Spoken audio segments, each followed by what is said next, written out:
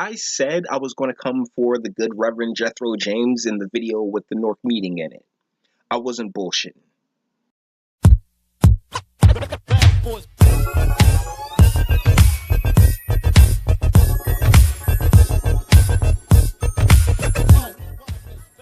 Welcome to Jay Explains, the show where I, Jay, find a horse, feed it, breed it, and beat it to death. Resuscitate it, then beat it to death again. Before I snuff out Mr. Ed, God, I'm old, please do all the YouTube things. Like, sub, share, speak. This channel's big theme is legalization. You don't have to go deep into the catalog to recognize my position on the pending legislation. Of course, I'm pro-adult/recreational use, and Reverend Jethro James here stands firmly in the anti-camp, along with our state senator, Ronald Rice. Let's be honest, he isn't going to throw out an argument that hasn't already been a part of the sales pitch used to justify the drug war as a whole in the first place. All the lies that paved the way for our communities to become prison farms and our young men fodder for the system are present and accounted for. What tends to get under the skin, though, is the same folks that got paid to make sure our communities got played are still here all these years later, selling the same lies while our families dissolve and disintegrate in front of their very eyes. It's disgraceful, distasteful, and the reason it goes ignored is because urban America is so hell-bent on being ass backwards that it eventually becomes not worth the hassle, and most who would fight simply move. The church was, and still is, a breeding ground for depravity. Power and authority in the hands of any man or woman, no matter how good the intention, will always be a recipe for disaster. I have made it no secret my disdain for organized religion, and more specifically, the zealotry that it creates, but even beyond that, the unearned moral superiority. The black church has been a hustle since the civil rights era. I know that most of you will say that it's always been used in brainwashing descendants since even before slavery. True that, but the civil rights era was a bit different. The government and those who need us where we are, they aren't dumb.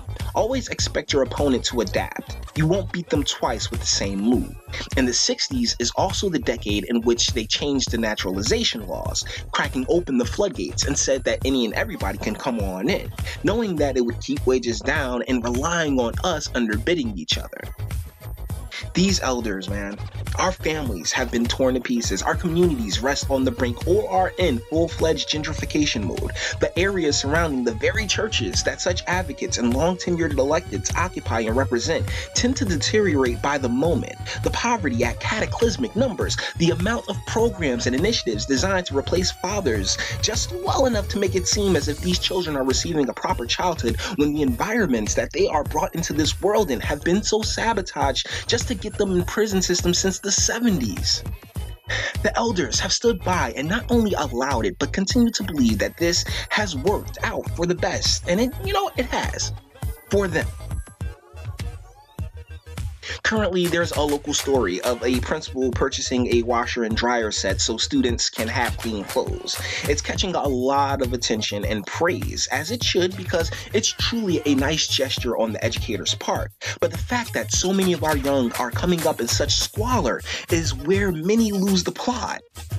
The fear-mongering and bloviation that you're about to witness is an antiquated perception that our communities can't continue to buy into, because in no way has prohibition brought about the safer and more prosperous future for anyone besides the prison stock shareholders, law enforcement, and those who blindly accept lies for profit, which is unfortunately in overabundance in urban America.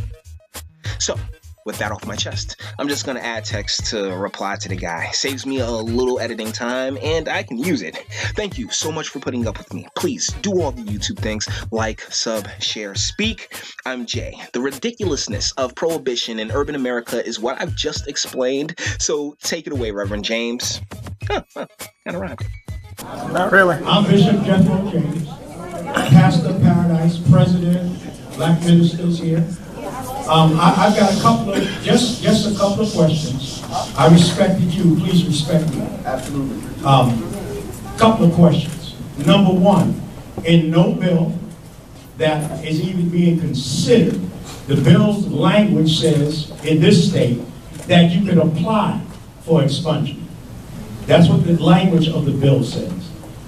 Our children, what we've learned from Colorado is that 57% of African American youth are charged now with possession.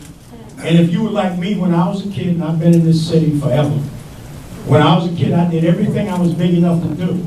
I'm sitting with the governor's people at the table talking about how does code enforcement do when it comes to loosies. The government people said to me, "What's a loosie?"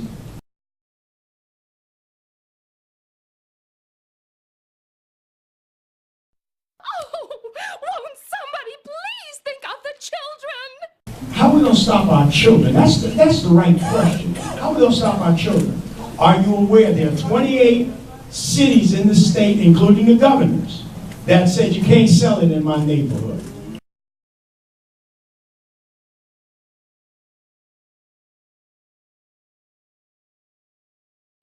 Are you aware that New Jersey leads the nation in low birth rate babies in the African American community? And smoking marijuana while you're pregnant, the THC, we need to go with the whole medical piece. You will have a child that is born with a disability. Who's going to pay and take care of that child?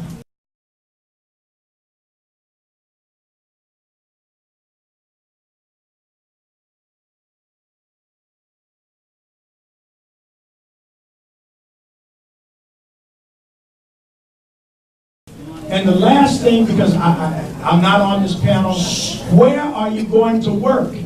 You won't drive for transit. You will not be a police officer in this state.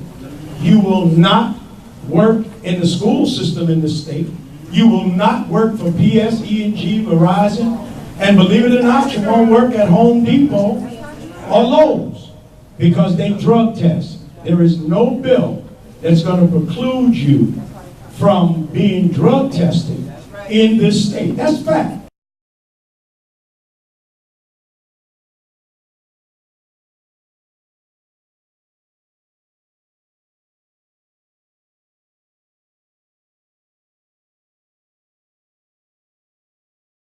And so there's money in poverty.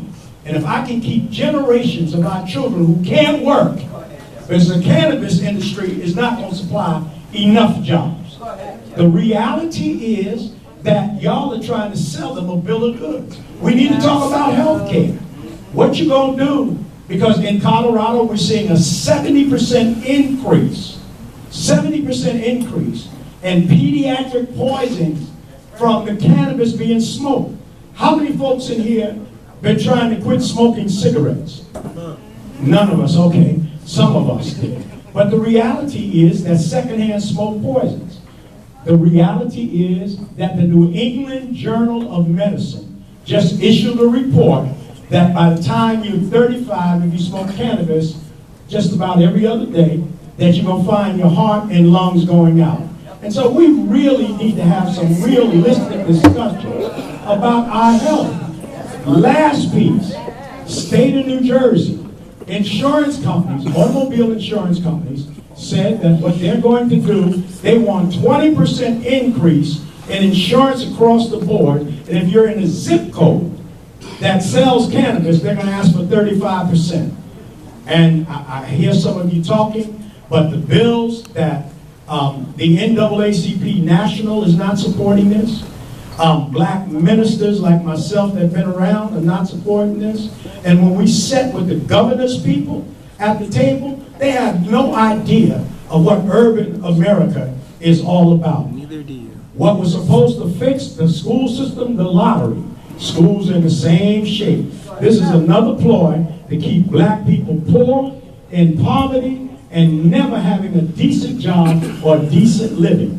And as far as us, the fact is, and anybody up here, including you, sir, 99.5% of all the growers and manufacturers in the state of cannabis are white people.